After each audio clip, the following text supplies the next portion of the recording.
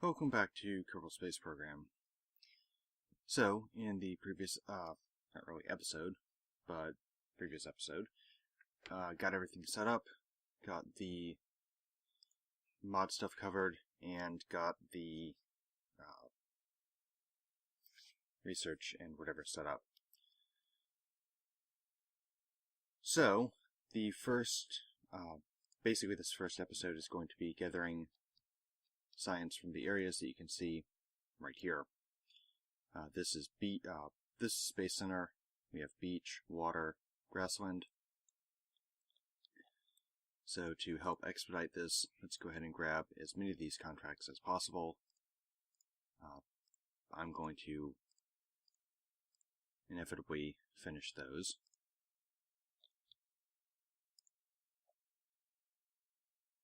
So the first part of this is going to actually be a little on the boring side.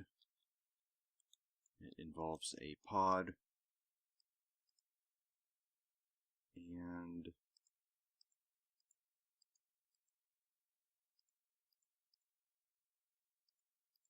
apparently it simply involves a pod. So for now, I'm going to be using the orange team. It's the guys in the orange suits.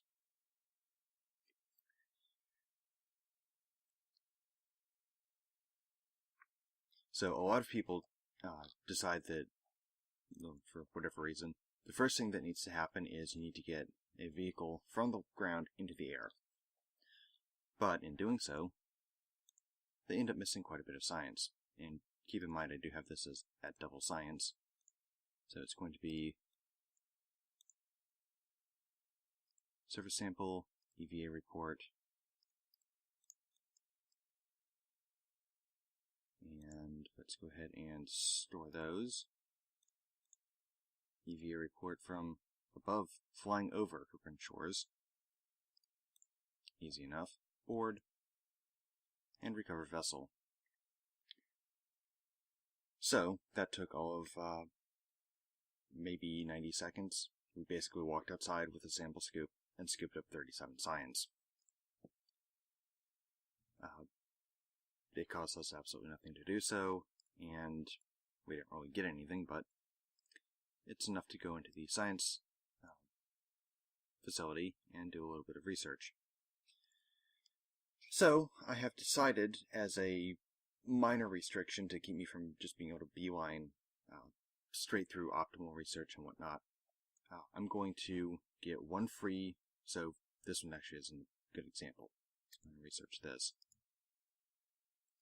And there is a current bug, I'm not sure what's causing it, but you do have to go re-enter the science facility to see the science things that you researched.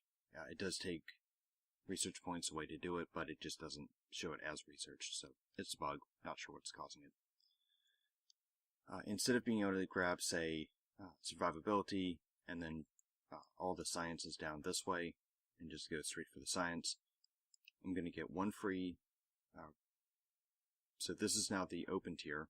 I get one free research in the next tier up, then I need to fill up another 5 researches in the current tier before I can get another freebie in the next tier. That's not really going to matter until about here-ish, but about, well, here-ish that's going to start to come into play, and here-ish it's really going to start to matter, where each of the researches is 550, I think, and I'm really going to need this, and this is a bunch of science that I need to go and finish off places. And I don't want to have to be stuck trying to scrape up every last little bit of science. So, survivability is always good. I don't want to have to go replacing my crew every 5 minutes. And for this, let's go ahead and get... actually, that's all we're going to have research points for.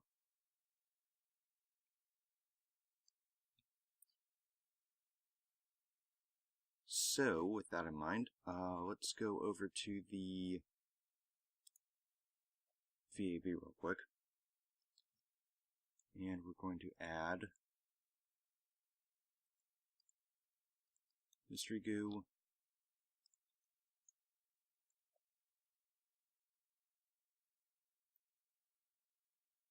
And launch this.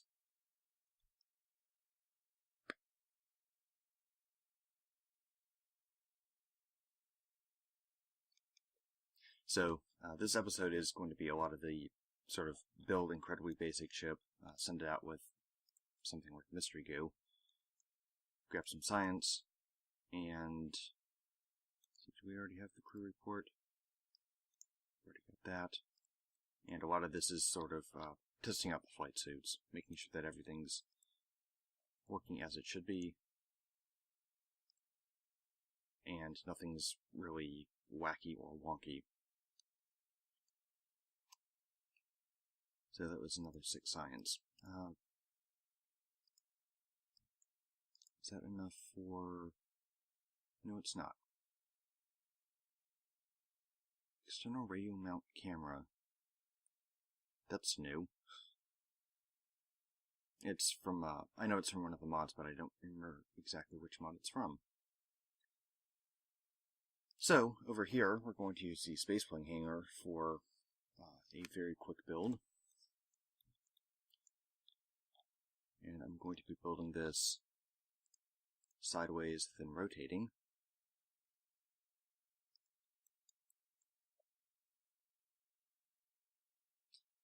Actually, first I need to do this.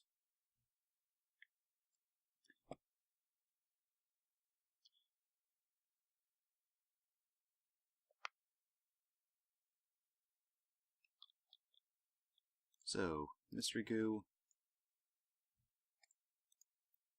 crew report,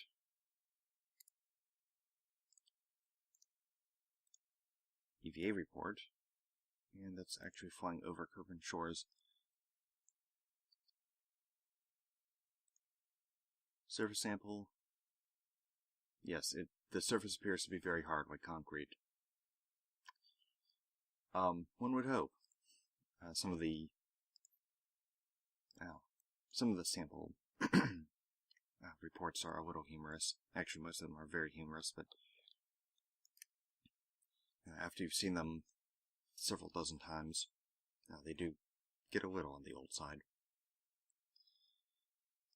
So another very basic step outside with sample scoop and see what shows up mission is another 31.8 science, which is enough to grab this. So I'm going to go ahead and take advantage of my freebie. Grab that. And next we're going to launch 2 missions.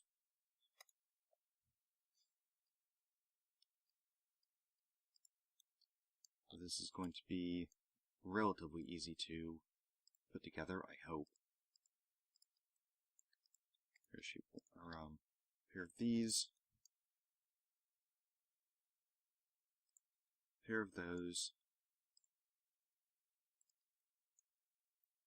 and a pair of those, one of those,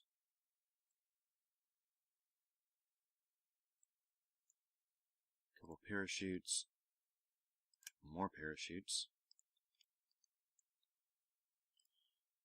Let's see, fuel tank,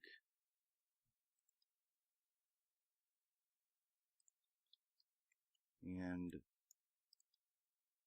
a couple more of those. So this is going to be the first actual launch. So no real need to save this. This is just a quick get something up in the air mission.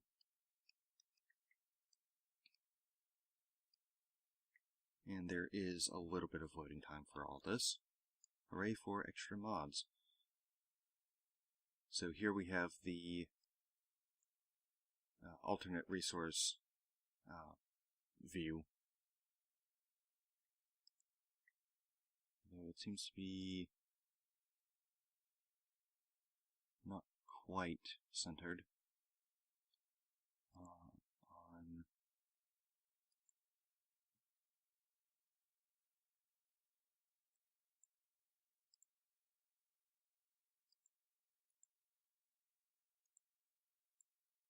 Okay.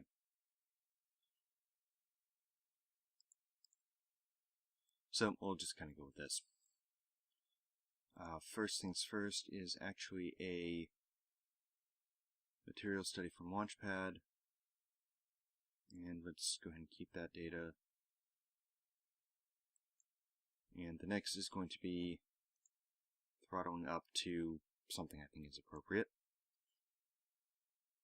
And we're going to go for about 5,000 meters. Flying at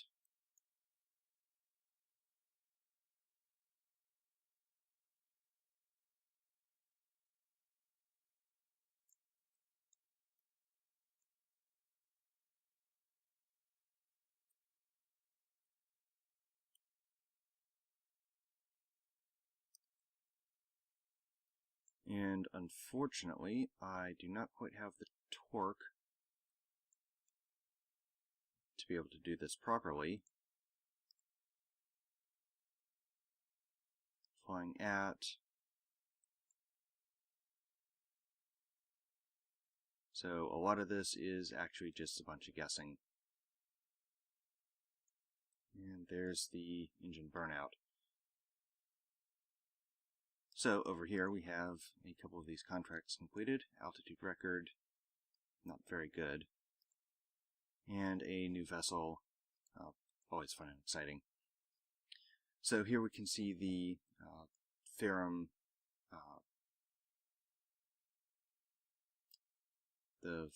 mod come into play, where we have a aerodynamic body of sorts. And as we're desperately trying, well, actually we're good on power. Let's go ahead and deploy that chute.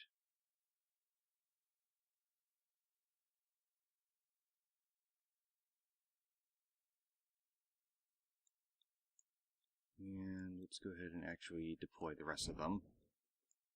This should decelerate us nicely. So I do know that especially in previous versions of the game, people have been able to go out and get absurd amounts of research on their first and second flight.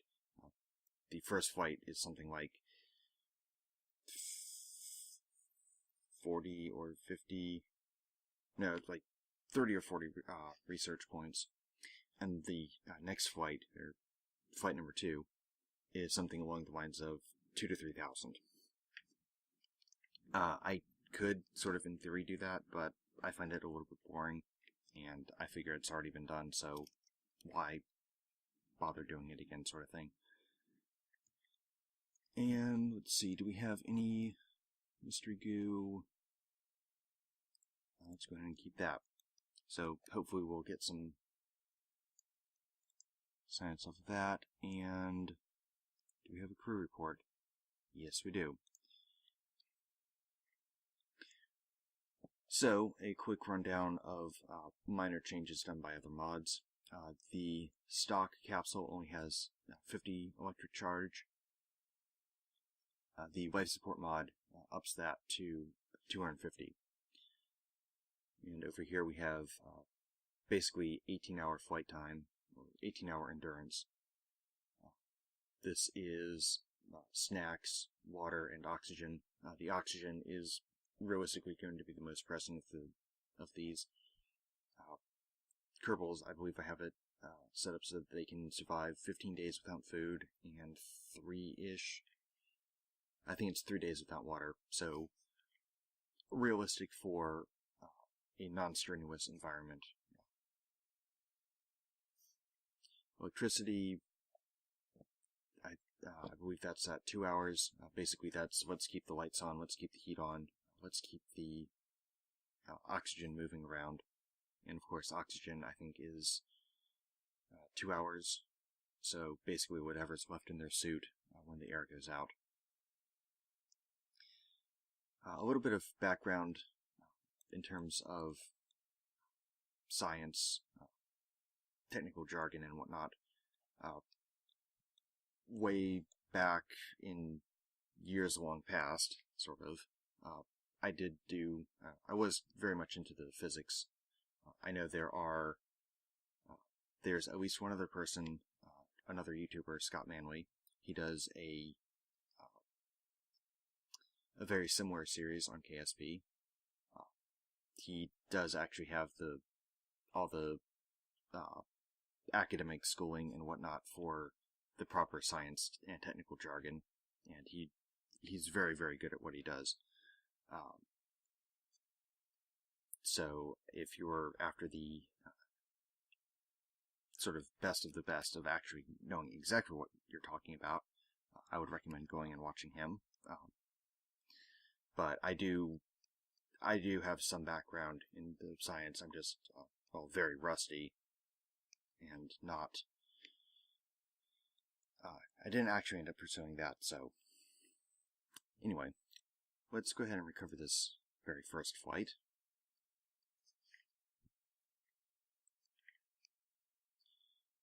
So, 84.2 science, and despite being only dozens of meters away, that was a 2% loss on part recovery. Let's go back over here, and we have more contracts. So, altitude, that's going to happen. Heavy duty landing gear times 2. This is some of the mods. In-flight. Okay. That looks reasonable. Let's go ahead and do that. Solid fuel booster landed at, so this, I just need to use this as my first stage. Easy enough. SRB, rocket separation, booster in flight. That is actually going to be unrealistic. The altitude is too low, and the velocity is too high. Let's go ahead and drop that one. Parachute, 92. This will actually be easy enough. I can just pop this at App Labs. Retro boosters landed at... Oh, this will be hilariously easy. A little bit of easy science there. Stack decoupler landed at... easy enough. Radial decoupler in flight. Easy enough. Liquid fuel in flight, 25. Seems reasonable. And Sepatron at... also seems reasonable. Small gear bay splashdown at.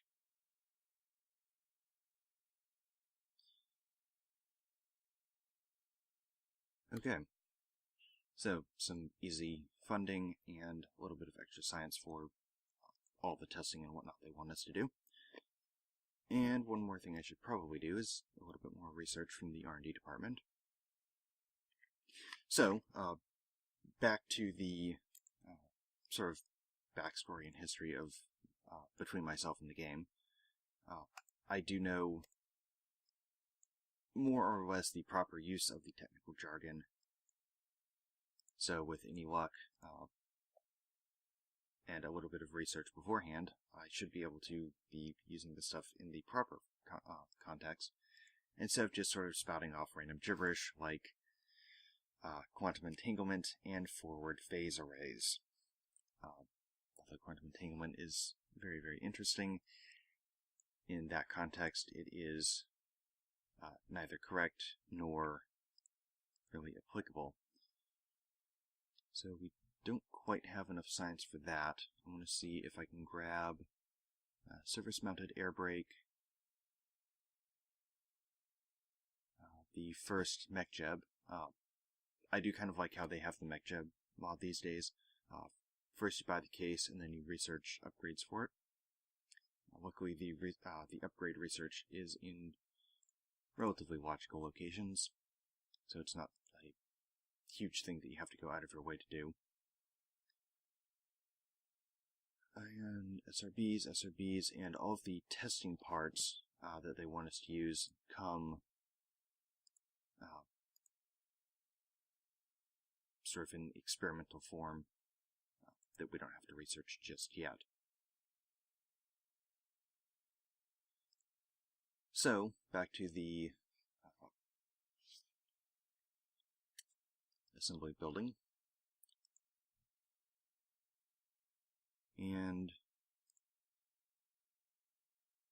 make sure that we can actually plan for the fulfillment of contracts instead of just sort of guessing. So that's going to be parachute at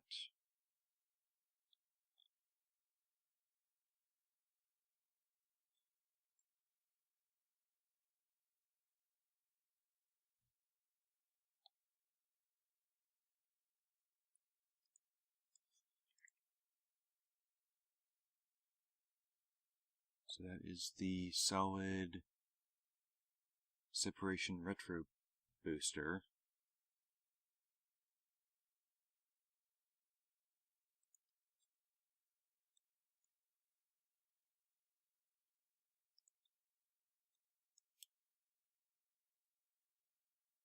And stack decoupler, which is here.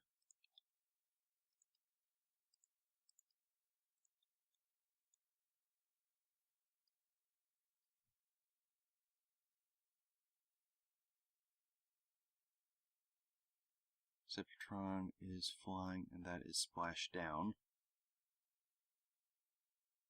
Okay. So, a quick little humorous vehicle that they want us to launch some stuff with. The first is separation motors that we're going to use while landed. And the second is a Septron, also while landed. The one thing I kind of hope that they do is do a sanity check on some of these contracts. Some of them just make no sense whatsoever. So that was that one. And that was that one. So a little bit of extra funding. And a little bit of extra funding. Do we have materials bay? Might as well grab that one. And grab that one. Okay. So we covered this vessel, and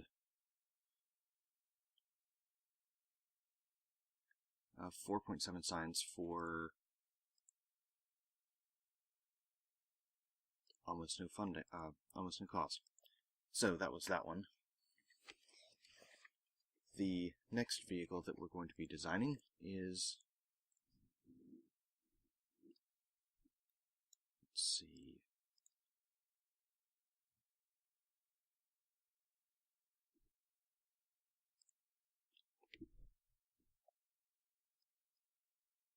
so this needs to be at altitude, Mark 16 parachute at altitude.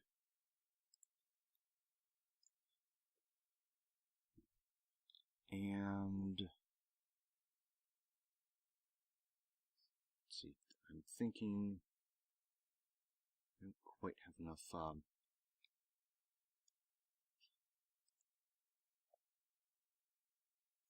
actually, you know what I'm going to do first is get MechJeb.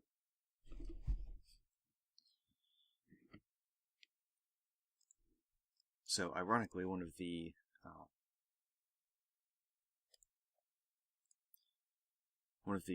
sort of funny aspects of MechJeb is with Ferrum installed, the launch ascent computer doesn't work.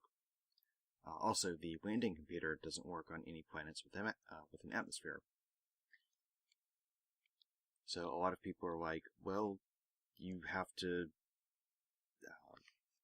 it takes all the challenge out of launching vehicles. You can just say, punch in some numbers and hit launch. Well, it doesn't really work. So, landing bay, or landing gear, not landing bay. splashed down. Those are going to start retracted. And these are going to start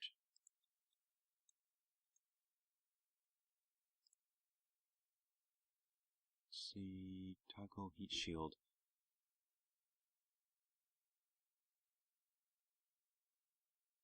And raise that one.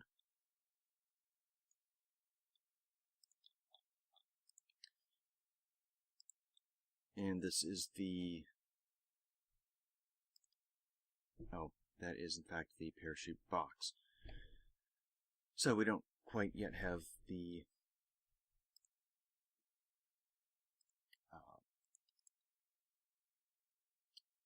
air brake. Don't have the ejection system yet, but we do have parachutes available if there's ever a situation that they can get to the parachute.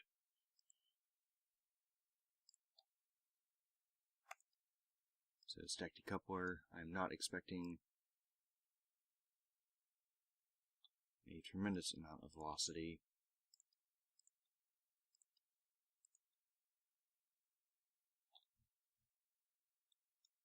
And I can actually afford one more.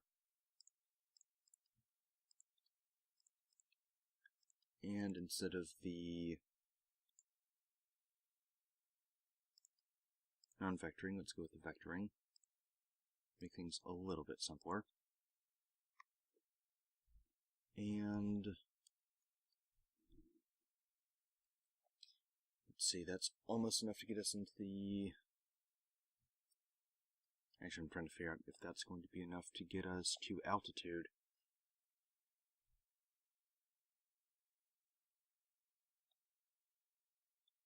The other thing that we're going to try to test is T45 and out separate. Oh, it was the Septron that we already tested instead of the radial decoupler. Minor mistake on my part, although it does tend to be best to find these errors and whatnot before you're in before you're in the middle of a mission instead of after.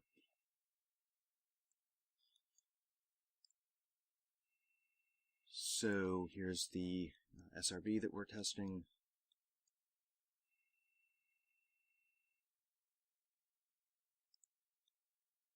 Let's go there, and nice little feature in MechJeb, the thrust to weight ratio.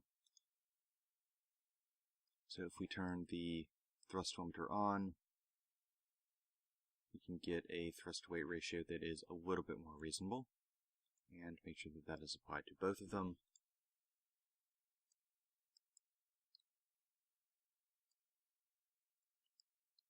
And toggle as such. Next, I want to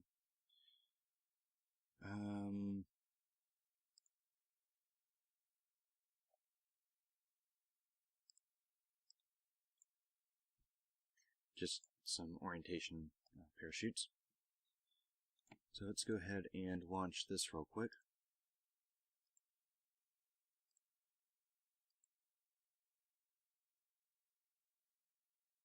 Here's the nose cone that I mentioned in the sort of intro episode. This is 600. It is simply an aerodynamic nose cone. If we look over at this engine, which is 750, you have a shaped piece of metal costing more than a relatively complex liquid fuel engine. So, with that said, let's go ahead and launch this. And again, we've got the orange crew in the command pod. So this will be the final episode, or final launch rather, of the episode. Something I have been sort of considering and playing around with the idea of and whatnot is sort of trying to figure out what do people want to see is it just the launches? Is it just the sort of running the missions, or are people interested in actually the construction process and all the testing that goes on? So, I think for the time being, and I might actually have to get rid of the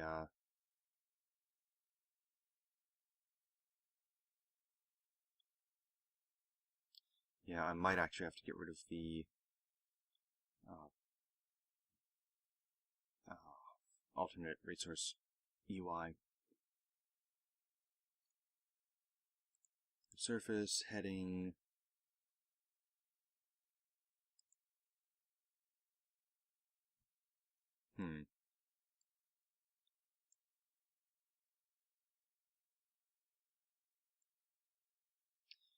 Well, there's good news and there's bad news. Oh, there was a radial decoupler that we needed testing. And the T45 engine that needed testing.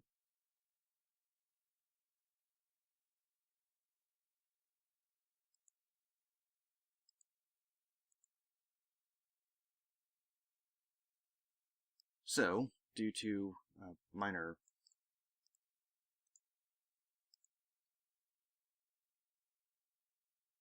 issues with the staging and whatnot, let's go ahead and dump, or not, rather not dump,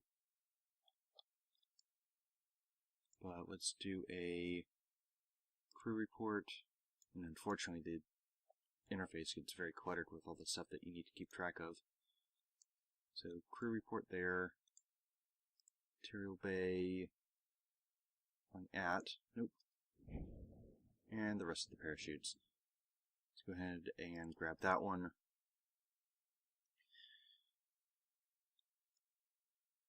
So, yes, one of the sort of major downsides to trying to do recording and commentary and flying and research and filling out the contract information and all the other stuff is that well, it's sort of too much for one person to realistically multitask.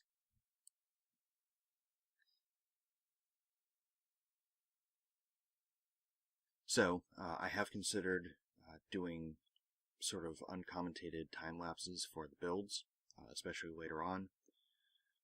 And then I'm a little hesitant to try to do post-commentary, mostly because I would have to record, do the recording, take some notes as to what I'm actually doing, and then go back through and do a second pass on the recording.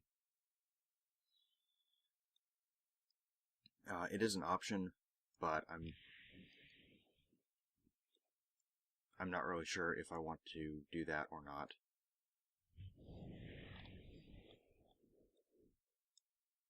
And of course here we have one of the fun little bits of unplanned structural disassembly. So let's go ahead and sort of make the best of it. Surface sample, EVA report. Take that one.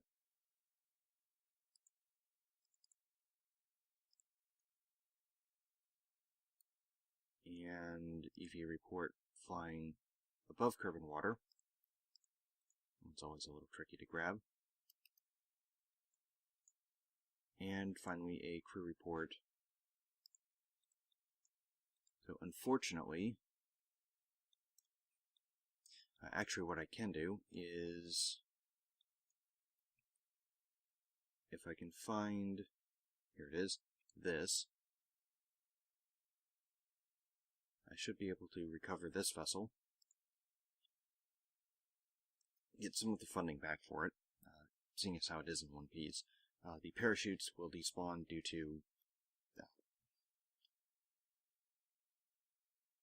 various reasons. Although it does appear that I did in fact not get any funding for that.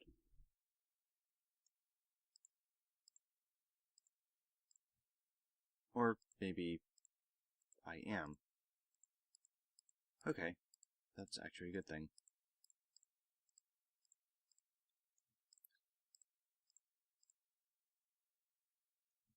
Okay, so anyway, 106 total science, 54.3 from that mission, and 97.3 recovery value.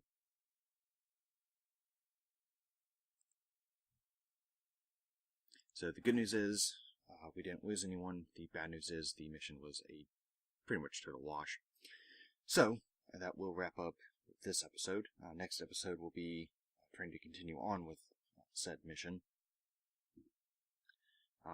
Just going further, trying to get more research done, more contracts filled out, and so on and so forth. So, until then, this has been KSP, and until next time, fly safe.